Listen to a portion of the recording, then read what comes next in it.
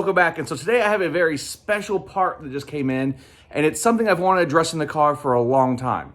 So what that is, if you look at the back of the car, and I'll show you an illustration, the gas tank cover sits at an angle. It's not perpendicular with the rest of the bumper and the rest of the lines of the car, and it's something that's always bothered me. It's a minor gripe, but it's something that's always been there. I always thought about making my own tank cover as a solution, and when it comes down to it, I was doing the math and doing all the work and pricing all the parts, and with all that involved, it still seemed like it was gonna be a decent challenge ahead of me. So I had seen that there was one by Endworks for the St205.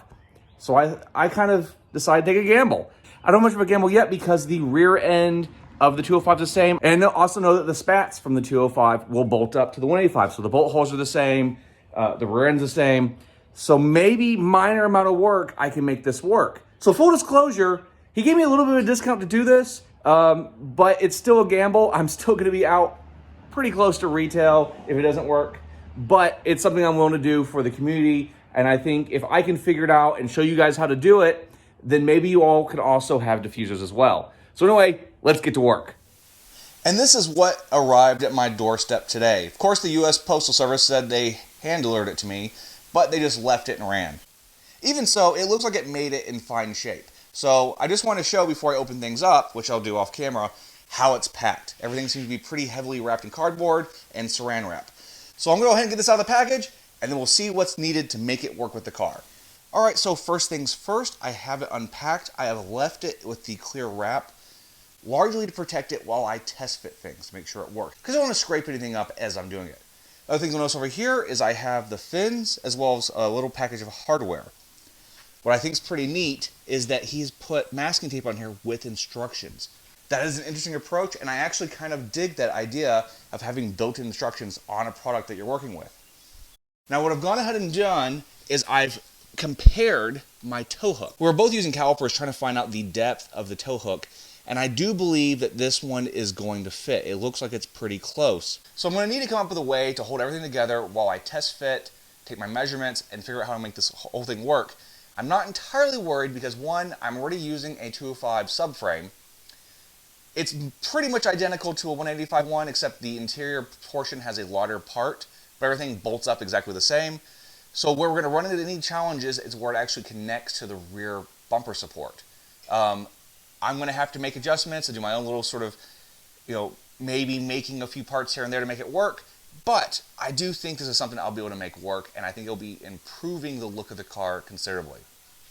What you can see here is I'm designing a shape that is the equal interior dimensions as the slot that is cut into the diffuser.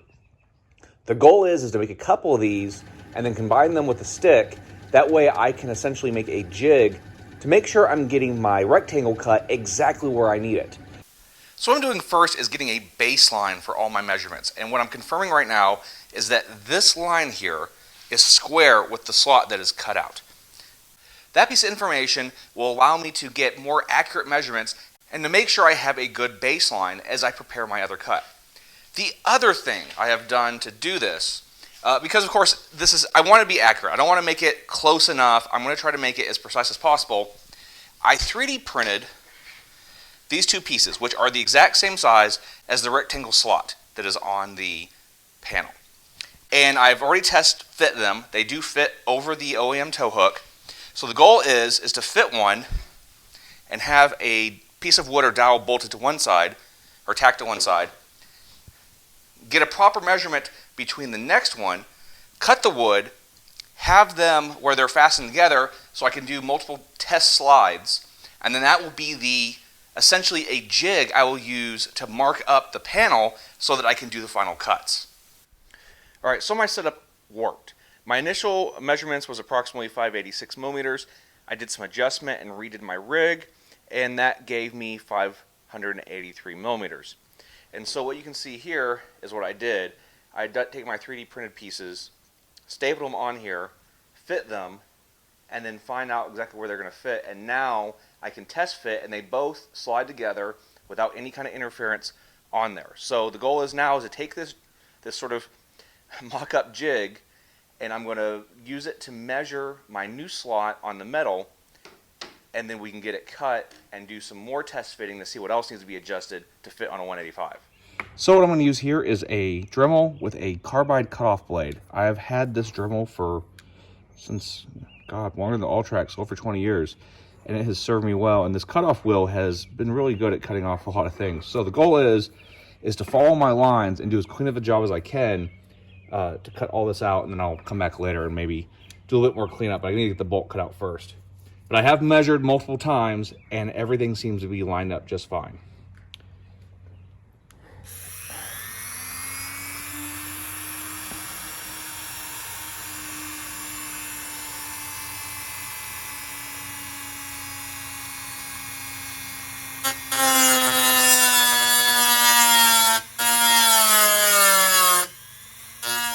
So I was finding that the Dremel was taking too long, and I actually broke this out. So I'm going to use this to cut out the bulk of it, and then I'll use the Dremel to do the fine stuff on the end. All right, and we have our initial cut. After a variety of bits, I was able to get it sort of worked out. It is going to need to be cleaned up a little bit, but for the most part, it's all square and looks good. And so we have the initial test fit, and my measurements are spot on as far as fitting up over the tow hooks. And this is where we are at with fitment. This area here is impacting because the exhaust in the 205s angle out this way, and the Alltrac or 185 is parallel with the car. So I've released the exhaust and I cannot move it anymore. I will have to come up with a solution if I'm going to use this. And then lastly, it's going to stick out a little bit. It currently sticks out like so. And so I think once I move the exhaust out of the way, I can actually push it back more, but I don't think it's going to sit flush with the body like it does on the 205. And as you can see, nothing is ever easy. So I took off the whole rear bumper because trying to drill these out upside down, I was afraid it was going to just damage the threads. And if I can help it, I usually can drill something out and remove the screw or bolt and then still preserve the threads. And while I'm at it, I'll clean up and paint these tow hooks. And then I'll get everything put back together so we can see how to make this work properly. The bolts were a little bit harder than I expected. I actually broke a few drill bits, but in the end, I got it out and I only had to rethread one of them, and the rest came out well enough. So the goal now is to get everything reassembled and just make sure everything's cleaned up and looking good. And then I'm going to do my final measurements for the angle of the exhaust, and I can get this diffuser fitted. And so with everything back together, I've soft mounted this, and I've essentially tried to find a way to where I need to clear the exhaust. So I've put some tape to sort of mark the area I need to trim, and then I'm going to come back and sort of make a template and do some test fitting before I make my final cuts. And here I've made sort of a cardboard template that is completely cut straight. So this is actually not how it would protrude, but it's giving me an idea of what it would be if I just cut it straight across. And what I've got to consider is that a route I want to go, or do I want to try to maintain the angle and see how close I can get to this exhaust before I need to cut anything out of it? So based on templates and experiments, I have produced a cut or a line that I'm going to cut on that I think will be the best compromise solution. Now, I do think properly this being straight all the way to here is probably the best fit. However, with this mass here, I want something that sort of blends in a little bit better. So I'm going to go ahead and rather than go all the way to this bend, is taper in here as a way to try to transition that a little bit nicer so it's not just a 90-degree angle and doesn't go with the body lines as well. This is probably the most stressful part. I did not want to cut any more of this as I need to.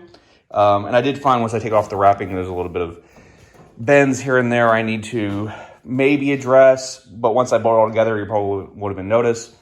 But I am going to start the cut and then we'll do a test fit, and I have to cut more, I will. But if there is any more future cutting, it would actually be within this area here. So here we go. So there's really no easy way to go about this. What I've done is I've taken some wood clamps and I have gently clamped it down to the table. I've made sure there's going to be clearance for the blade on this side. And I'm going to use the same angle grinder with a cutoff wheel that I use to cut this slot. So it's going to be painstakingly slow and tedious and probably high anxiety. So I'm going to go ahead and do it off camera, and then I'll come back after I have it test fit again. All right, and so the cut is made, and I kind of wish I recorded that because I have a far more steady hand than I even realized. I'm an artist by trade, and I've drawn and painted and sculpted.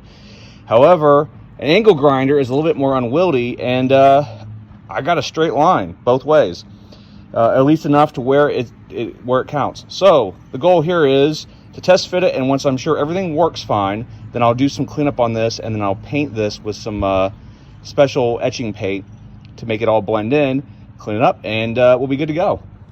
And so I have everything bolted up. It's not super tight, but I have it tight enough to sort of see where the fitment is. As you can see, all of the bolts line up the same as the 205. Though on this final one, it's in there, but I might have to do some wiggling on the hole or whatever to get it just the right angle to fully thread in. One note about my cutting, I would have liked to maybe taper it a little bit better right here, just sort of fill in the area, but I think once I paint it and you don't see the silver and of course the paper I use to clean up the shavings, it will actually look just fine. But that's probably the only thing I would say about that. I did need to clean these up a little bit too. I did paint them, but it rained a lot and the humidity actually didn't let it, made it kind of sticky and it got touched a little bit. So I'm gonna sand those a little bit as well. But as you can see, it fits. One note, I mean, it's gonna extend a little bit here, and because of it protruding a little bit further, I wanna make sure that the screws that hold the fins on do not scratch the bottom of the bumper. So I might have to make some adjustments for that. So I've got the initial painting done, but the one problem I have is that the primer actually bled underneath my masking a little bit, so it extends a little bit further than the black paint. I'll come back and probably touch it up with hand on the other underside, or see if the primer easily scrapes away. Either way, that's minor. What I'm onto now is actually hooking these up. I'm not entirely sure what they're made of. They're very light. It seems some sort of plastic or composite or something, but they're very rigid.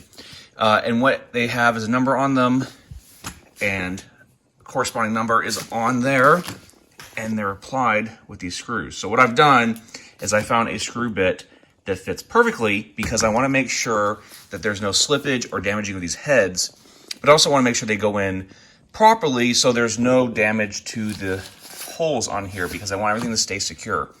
The other reason I'm at this stage is I think these are going to hold the overall shape, because even though this has a bend to it, the bend isn't actually lined up with this piece. That's likely due to probably being shipped and somewhat flattened in the box. So before I drill the last two screws for the back end there, I'm gonna go ahead and apply this. That way I have the proper shape, mount it, and then I can make my final measurements for any kind of spacers or anything else I need to do to make this work. So here we have the initial test fit. I have it bolted to the car with 3 bolts. I don't have it tightened all the way, and I'm gonna show you why. So I want to give you guys a chance to see all the clearances on here. That way we can sort of assess how we're going to go about it. So if you look down here, you can actually see the amount of clearance the tank has. You can see it's actually right up against the tank cover. But you can also see how this angle goes here. Now what I'm concerned about, and this is the part I'm going to have to figure out now. I'm going to send some emails and I'm going to think about it. This bend might need to change. Either that or the tank cover needs to go to allow this to lie more against the angle so that we can bolt it up to the subframe. Now the possibility here is I can put some spacers on the subframe and it won't have to go too far, but I want to be able to bend it enough to where this maintains its contact with the edge and it doesn't distort anything or put any force on it. I want it to be functional, but also not be an air drag. So I'll have to figure that out. So here we have the second test fit, and you can see in here, we're actually touching the gas tank mounts. I've taken off the gas tank cover, so this is the bare gas tank.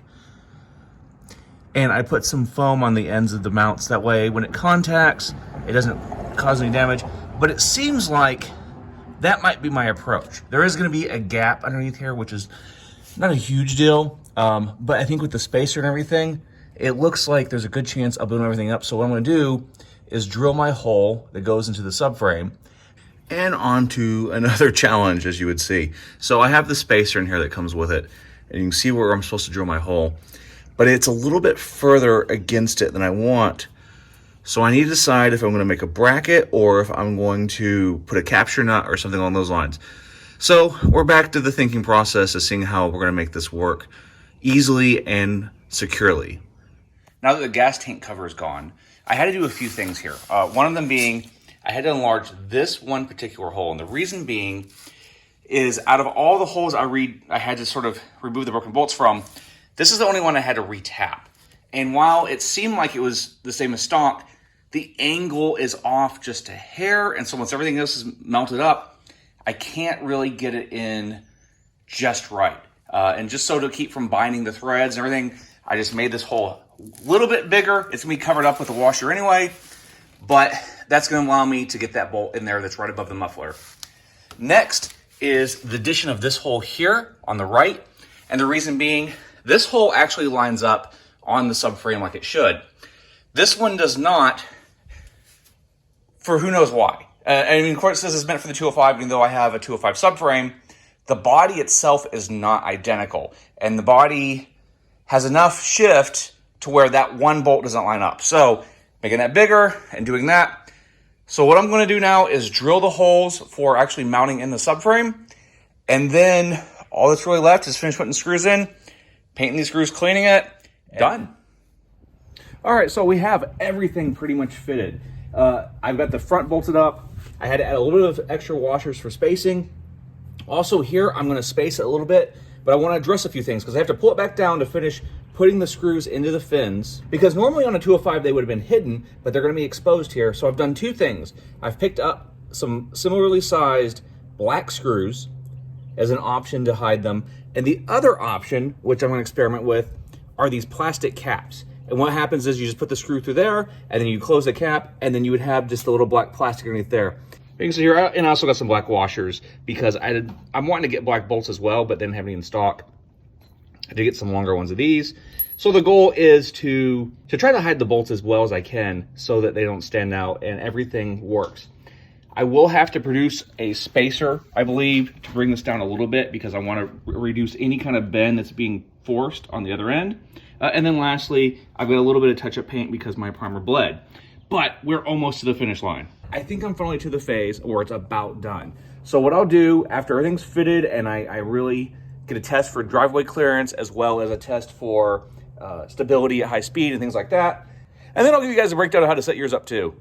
So now that you've seen the entire process I've had to go through as I've sort of explored and tested and made this work, I'm going to distill this down for you guys who want to follow. Now keep in mind, this is at your own risk. So any mess ups you have or this thing not working for you, it's all the risk you're willing to take, just like I did, to see if you can make this work for the car.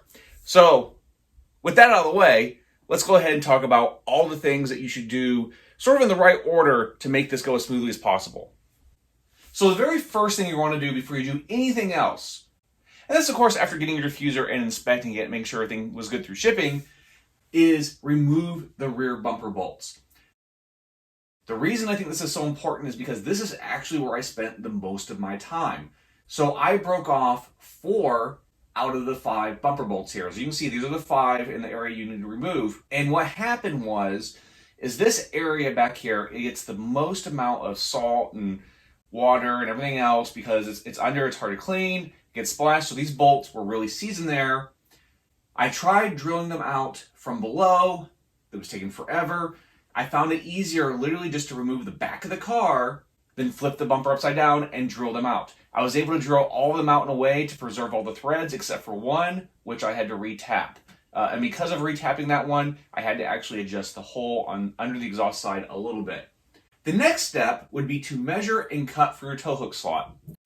So what I did is I took lots of measurements. I used a Draftsman tee that would almost the entire length of the diffuser. And with that, I was able to find out the parallel lines I needed, then go back, take my measurements. Then I made a small jig that I could test fit with that allowed me to be absolute sure of the spacing. With the tow hook out of the way, the next step would be to test fit the diffuser to make sure there's exhaust clearance. Now, every 185 exhaust is going to be different because there's different manufacturers, brands, some people modify them. At one point, people were actually modifying dunk styles to go off to the side and up. So This one is going to be really up to the individual. So you need to figure out where you're going to cut to make sure you're going to clear the exhaust. There's a possibility that you will clear as is. Mine did not. After that, don't just go cut. Make a cardboard template and confirm the exhaust cuts. You don't need a very large piece. You just need a piece that can accommodate that specific bend and the region that you're going to need to trim. This is a simple thing to do. It doesn't take that long. It's worth doing to make sure you're going to cut right. Use a template to make those marks in the diffuser and then cut it. So this is how I had to cut mine. The next thing that will probably be essential for other 185 owners is once you've cleared the exhaust, mount it up, then you're going to have to drill your holes that go into the subframe. There's a little piece of metal that connects between the thicker pieces that's somewhat thin. You'll be able to notice it once you have everything lined up. One side of mine fits, the other side did not. So what I had to do is actually move the hole over like 5-10 millimeter to make that clearance so that it could be on a good solid piece of that metal. One other note, and this is also optional. So on full droop, when my suspension's hanging down, the driver's side or left side control arm for the rear wheel makes contact with the diffuser. It does not on the other side. So you may need to consider trimming that area to avoid any kind of impact. I'm leaving mine as is for now, but I may go back and trim it later. The next thing that you'll need to consider, and this is things you can get beforehand, is spacers. The body work of the 205 is a little bit different than the 185. So that means our bumper is a little bit higher, which makes the subframe a little bit lower. You have to make some adjustments. I had to add a couple washers. I had some thick spacer washers that went in the subframe. Then I actually had to use some more on the back. Now, I actually might space the back a little bit more, but I'm going to make a black trim piece that goes all the way across. That way it will fill in any gap that's created and visually look more cohesive. So that's a minor thing, but that's something you'll need to consider. I also suggest you get 2 bolts. That would be 6 millimeter by 1 pitch, at least 50 millimeters in length. And what that's going to do is going to replace the ones that are meant to go in the subframe, because since you're going to space it a little bit, you want a little bit longer of a bolt just so you know it's securely on there. It's a minor thing, but it's just there for extra safety. All right, so now you've seen all the work involved in making this fit and finally having a diffuser for the 185. Without further ado, here it is.